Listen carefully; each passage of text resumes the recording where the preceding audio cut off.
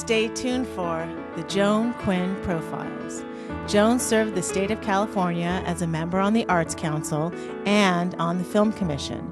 She was formerly on the Architectural Commission and fulfilled 2 terms on the Fine Arts Commission for the city of Beverly Hills.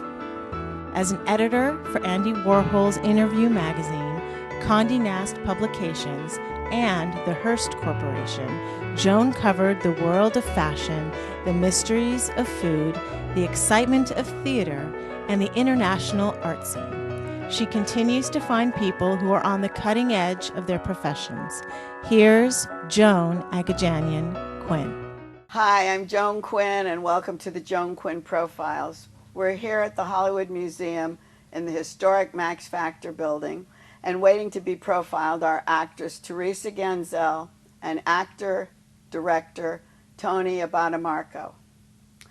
Actress, award-winning Teresa Ganzel was born in Toledo, Ohio, and lived in Iowa, Minnesota, Wisconsin, and several cities in Illinois. As a teen, she was in school plays, community theater, speech contests, TV commercials. What else were you doing? Industrial films. But then you attended the Goodman School of Drama at the Art Institute, which is a fantastic thing. So what brought you to LA? You know what, between my second year and third year of attending the Goodman, I had an older brother that lived out here, and I came out here for like 5 days to visit my brother. And at the end of that 5 days, it completely changed my life. I said, I don't want to go back to Chicago. I want to live in Hollywood. So I went back and I just got my stuff and I moved out here. You just came back right away? Because then your career took off. You were in films, TV, voiceover, stage. I mean, everything. Thank you. Yeah. I've had a really, really fun career. And I even say that to young actors. I go, you know, I mean, I understand that it can be a difficult thing to make a living at, but I suggest doing what I do, which is you do television for a while. If that starts going away, start doing voiceover. If that starts going away, start doing stage. Then come back to television. Then come, you know, you just keep swimming in and out of all the different pockets of show business. There's always a new area that you're new news. With all your travels, though, how did you find yourself in show business so that you could roll in and out? Well, it's really true. I started in high school, which I guess was a little unusual because it's not so unusual for kids in New York or LA, but I was in Minnesota. That's what I was asking you. How did you come to show business? I always am so shocked at people finding jobs in theater and doing commercials, and how do they do that? You know, I really was addicted to television as a kid. I mean, I watched television all the time. That's a good point. I just loved it. My favorite show was That Girl. I wanted to be Marlo. I did. And I remember being quite young and looking at the Encyclopedia Britannica at our house, you know, and I was looking up Hollywood. And I was looking up New York, and I got all confused because I thought New York was in Hollywood, and I could, I was that young, but I went, I know, I want to basically be Anne Marie. I want to be an actress. I want to have an independent life. I want to have all those adventures, and so in high school I started doing, you know, like plays and everything, and then I got lucky where I got some television commercials, which gave me my union card. Right there, back east. I know, it's crazy. we're in the Midwest. Yeah, I know. It was really a lucky fluke. I was in an English class, and a local Minnesota ad agency was looking for they wanted real high school students to be in a commercial, and so ours was a takeoff on American Graffiti. So I was basically the Cindy Williams part for a snowmobile commercial. So you did. Yes. So those were all national commercials then. Yeah, which was really really, really exciting. So it gave me a taste of professional, what it would be to be a professional actress at a young age. And you came to visit your brother. Was he in show business? Yes. Oh, he was? Yeah. Oh, good for him. Yes, he went to the Goodman Theater before I did, and so I did. I followed in his footsteps a lot. He started out as an actor, but his real success was as a television writer. He was a very successful television writer, yes. I see. So that gave you a little bit of an entree. Yes, yes. I mean, just the idea, the inspiration. The idea of it, yes. The inspiration. Yeah. One of the things that after you came out here and you got your weaving in and out of all of these careers, you trained at the Groundlings. Well, actually, I studied with Gary Austin, who created the Groundlings. Oh, I see. And so I didn't really, but however, I did do some, actually, I did some work also here, not in Chicago, surprisingly enough, but here in LA with Second City. But the thing that was so interesting to me is that you had the nerve to teach improv in your middle school. How did you have the nerve to do that? You know what? I'll tell you what. When you're that young, I think you just have nerve. You know, how would you know about improv? Well, it was. Now here's the other interesting. My high school director of our plays, he had directed on Broadway New Faces of 1954. It was the show with Eartha Kitt and all this stuff. So in the 50s. Yes, yeah. So I mean, this was quite an incredible high school director to have. So he taught us about viola spolin and theater games, and then he said to me, "Why don't you go and teach the junior high school students about theater games, and therefore you'll get them ready for when they come to high school and they're here with me." So yeah. That's when he sent you. You were working with him in high school, and then sent me back to junior high to do great, that. Yeah. Great. Yeah. Well, you did all that, and you did a lot of improv here, right? Yes. You think that's really important for your acting career? I do. I think it is, so that when you are at a traditional scripted audition, something happens. The casting director gets a phone call. It doesn't throw you. You know, you just don't know what's going to happen, or at the last minute they change the script. Whatever, it keeps you loose. Keeps you loose, keeps you not so rigid. I think when you, I really do my homework when I'm working on a script. I take it very seriously. At the same time, I know you've done your homework, now let it go. It's time to play. And improv gives you that sense of play. And that's probably what you teach your students, right? Yes. You got to be So playful. what kind of roles? Comedy, wives, love interest? You've played those all, right? I would say, though, always comedy. I would say. But wives, whose wives? Oh, I've gotten to be Jackie Gleason's wife. I know, I couldn't believe that. I know, that was very, very special to be Jackie Gleason's wife in the movie The Toy. I was just, he was very kind to me. He knew I was so nervous. I was very nervous, but he got a kick out of me. So it was great. That was quite an experience to work with him and Richard Pryor. Yeah. And then from comedy to love interest. I mean, how do you do this? Well, hey, I'm a very funny, loving person. I don't know. Yes. So yeah, and different people that I've worked with. I'm trying to think. Bill Paxton. I got to play his wife. I got to play Jeff Goldblum's love interest. Yeah, we had a whole list of them. Yes. But the other thing that we had a list of were all your appearances on Johnny Carson. Boy, was that fun. How did you keep getting asked back? I did a short-lived sitcom. Or were you on? No, what happened is I did a short-lived sitcom called Teachers Only. It starred Lynn Redgrave and Norman Fell and Gene Smart, and I was a regular on it, but it only lasted 13 episodes. However, it was a Carson production. So Johnny had me on while it was still on the air. He had me on to show a clip from the show and to interview me. And we had great chemistry together, like you and I are having. And well, that was easy, though. Exactly. So Johnny and I, we had a lot of laughs, and so then the show got canceled. The sitcom got canceled. So I got another phone call from the Tonight Show staff saying, Johnny wants to interview you again. And I said, but I have nothing to promote. And they said, Johnny doesn't care. He likes talking to you. He thinks you're funny. So Johnny was having me on all the time, whether I had something to promote or not, just to chit-chat with him.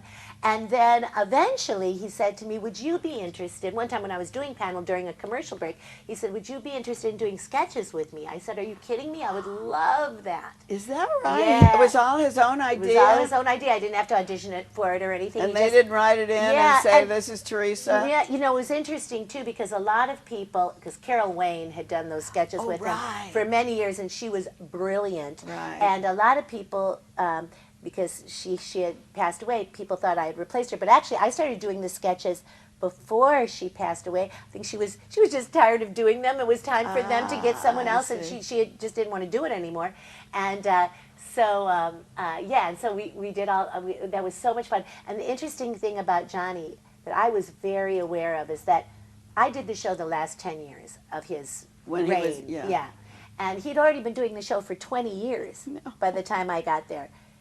How enthused he was doing the show. When you did a sketch with Johnny, you could see he was engaged. He was engaged. He was having so much fun. I remember thinking, gee, somebody else had been doing the same thing for 20, kind of blasé. Yeah, blasé, but he was so full of energy. And working with a young new person. Yeah, that's true. Thank you. But he had to be excited about it. Yeah, it is true. It is true. He was smart enough.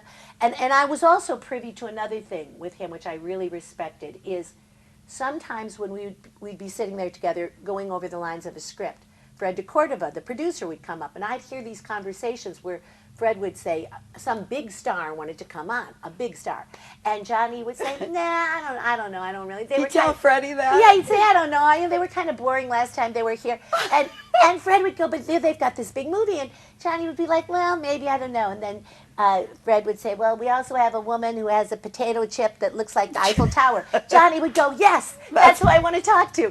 So I also realized that he was smart enough to keep the show fresh for himself. Of course, he had stars on that he maybe didn't necessarily want to talk to, but he also had guests on that he wanted to talk to. That's great. Yeah. Because he thought it would add interest to what was going on. Yes. And nobody else had that person. Yes, nobody else had that person. That's and also, I also think it's that smart thing where a performer knows they have to be having fun or the audience won't have fun. Maybe. You have to continue finding ways to have joy. That's like actors who are in shows that run for a long time. You have to find ways to keep it fresh. Okay. Yes. We have to keep this fresh because we have to talk about Stan Zimmerman before we go, who is another great director.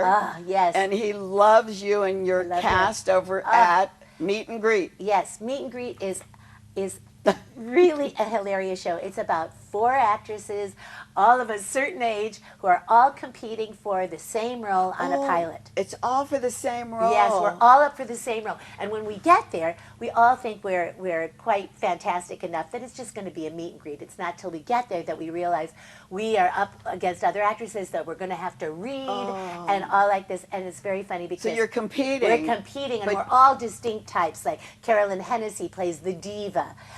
Vicki Lewis plays an actress. Everybody's hilarious. Vicki Lewis plays an actress who's been through drugs and this and that because her career has been bad and all like this. And I play sort of the, I don't know, this 80s sitcom star who thought quit her hit show to become a movie star, and of course that never turned out. But she went on to infomercials. She went on to do infomercials, and then we have a reality star who's in this reality. Anyways, but each hilarious. one of you think you should be the star. The star. Yes, and Stan. And are you like pushing each other out of the way? And Stan Zimmerman, who you interviewed, who's such a brilliant writer, along with his partner Christian McLaughlin, who also wrote Meet and Greet, and they worked together brilliantly. Anyways, Stan wrote, his first writing job was on Golden Girls. I know, he's written so much for TV. So he understands how to write 4 actresses that are older. He really, and Christian is hilarious too. So I mean, those 2 guys together, it's he was raving about the cast. Thank you. Yeah. Really raving about it. He said, if you don't see this show and you don't see these women interact, you've missed everything. It is pretty funny. And then just having you chit-chat today tells us what we have to see. So we're going to leave. Okay. But before we leave, you did a lot of voiceover. Yes. And you did a lot of animated voiceover. Yes. Can you send us away with some animated voice? Sure. Except I do want to say that a lot of times I don't have to do much with my voice. Pretty much just like, hey, Teresa, why don't you do your voice? That'll sound enough like a bunny. Okay. Is that it? Yeah, that's it. Thanks for watching this part of our show. We'll be right back with actor Tony Abatemarco.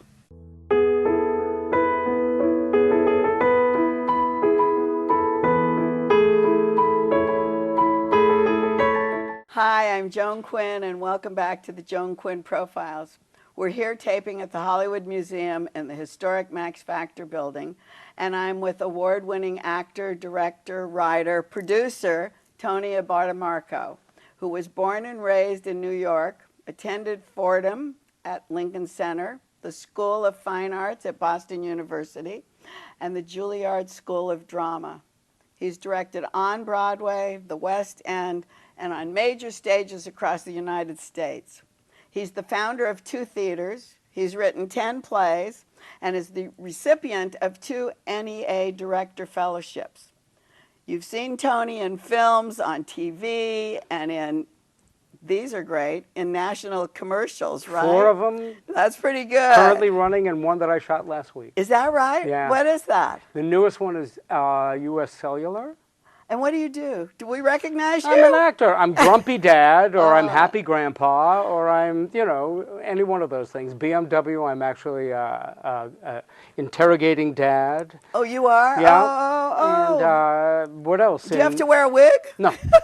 So far, no. To be a dad, you don't have to wear a No, wig. no. That's how they want you, right? Yeah, it's not one of the prerequisites. Well, one thing that I have to add, along with all these other things about you, is that you're a Pisces. And I am. So am I.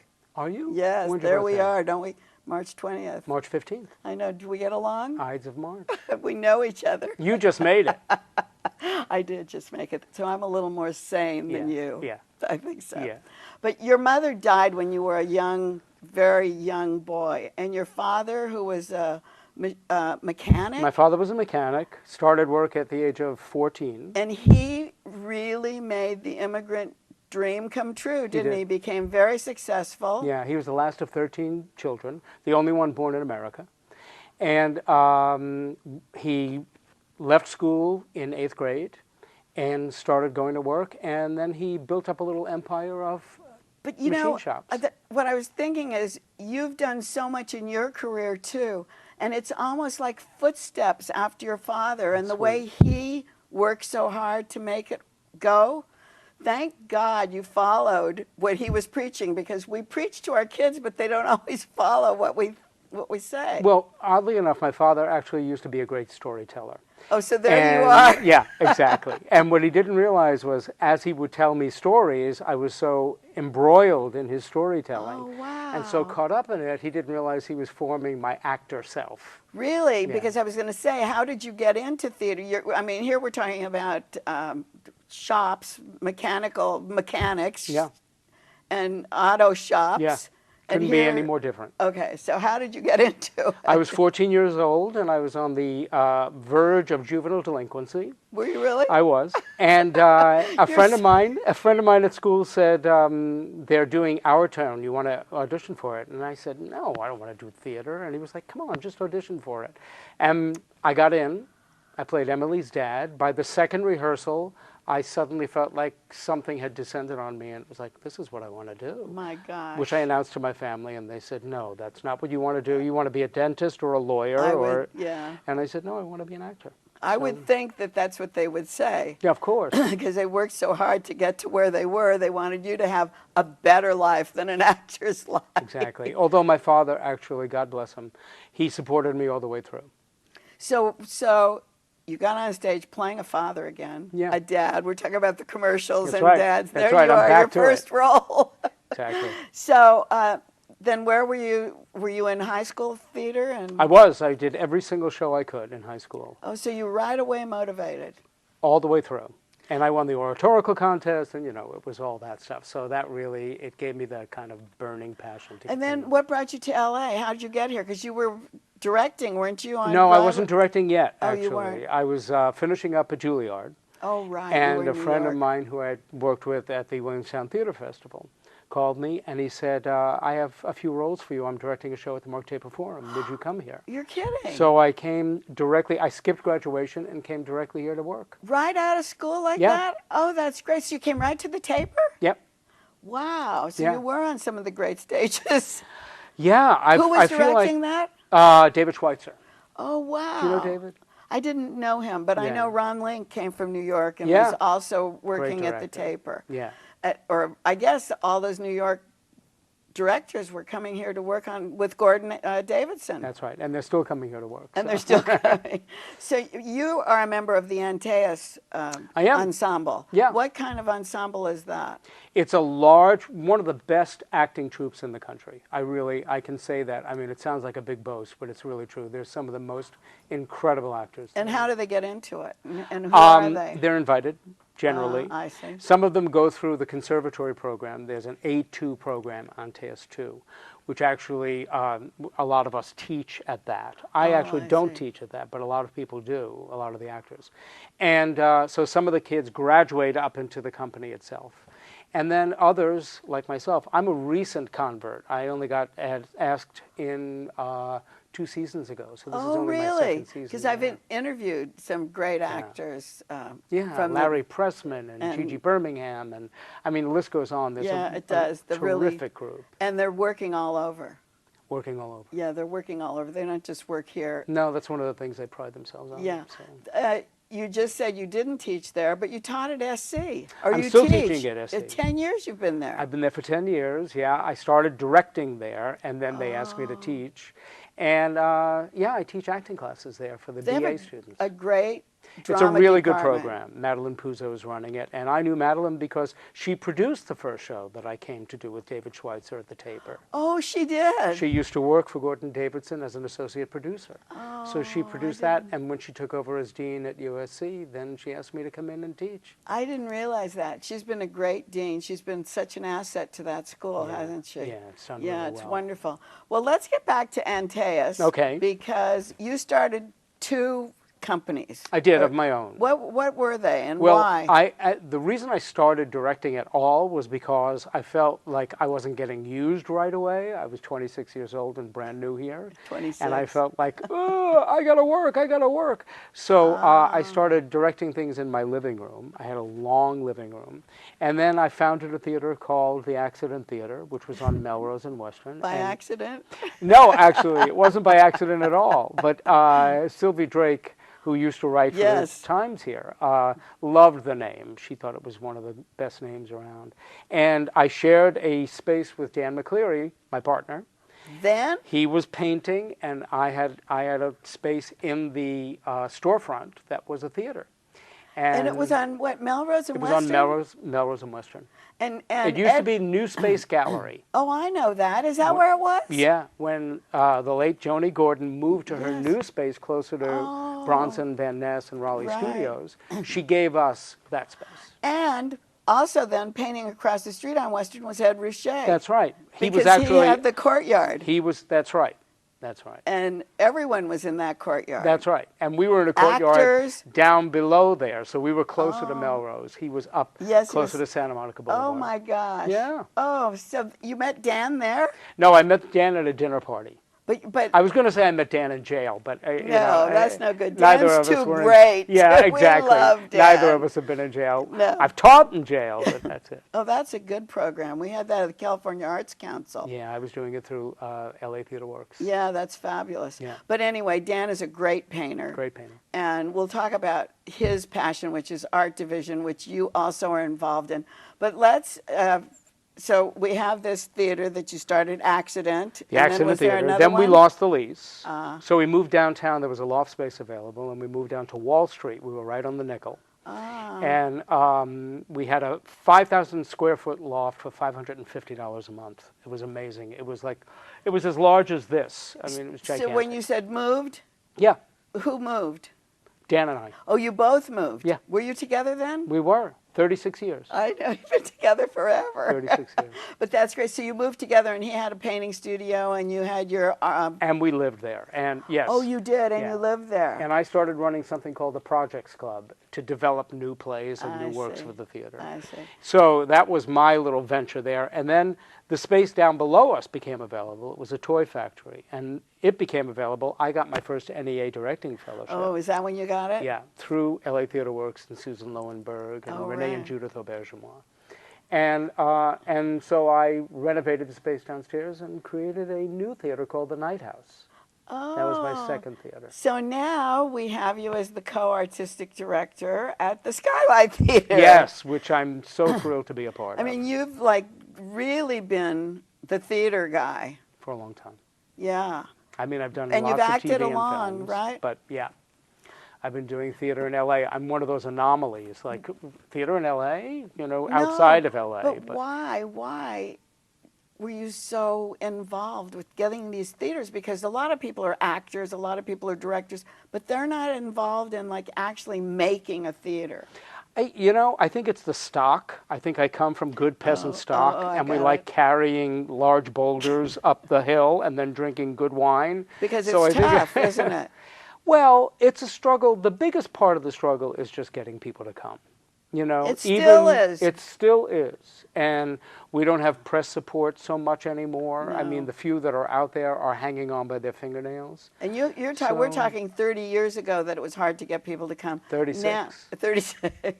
But it's long. I did a show called Diary of a Madman, and it was a one-man show. And one night, no one showed up. Oh. So, and I was living in the theater. So, finally at about 8:15, we just locked up the door, and I started taking off and suddenly there was a knock on the door. 2 young women had driven up from Orange County, and they said, "Oh, please do the show. We drove all the way up from Orange County."